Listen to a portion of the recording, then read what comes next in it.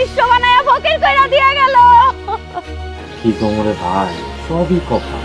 খালাম্মা সত্যি কইতাছে, মেজবাবি খালাম্মারে অনেক বকাবকি করছে। প্রিয় দর্শক, ঢালি বাড়িতে যেন অশান্তির আগুন দাউ দাউ করে জ্বলছে। যে ফাতেমা ছিল শাশুড়ির ডান হাত, সেই ফাতেমায় আজ অপমানে বাড়ি ছেড়ে চলে গেল।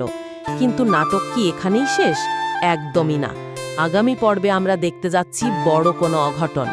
একদিকে আলাউদ্দিনের হাহাকার, অন্যদিকে মেজ বউয়ের চলে যাওয়া নিয়ে বড় ভাবি আর আমেনার নতুন পরিকল্পনা।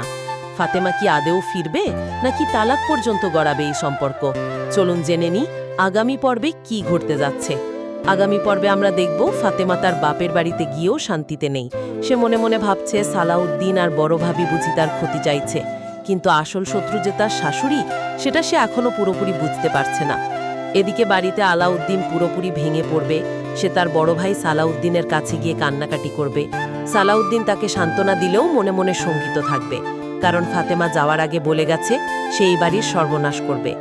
আগামী পর্বের সবচেয়ে বড় আকর্ষণ হতে যাচ্ছে নান্নু মিয়ার সেই রহস্যময় ভবিষ্যৎবাণী। তিনি যে নিকষ কালো ঝড়ের কথা বলেছিলেন, তার প্রভাব পড়বে সালাউদ্দিনের ওপর।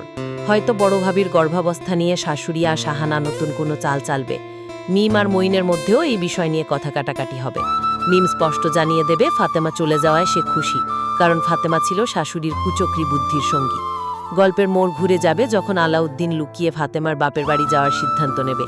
কিন্তু সেখানে গিয়ে সে কি সম্মানের সাথে ফাতেমাকে ফিরিয়ে আনতে পারবে, নাকি ফাতেমার জেদ আর বাপের বাড়ির লোকজনের অপমান তাকে খালি হাতে ফিরিয়ে দেবে? অন্যদিকে শাশুড়ি কিন্তু বসে নেই।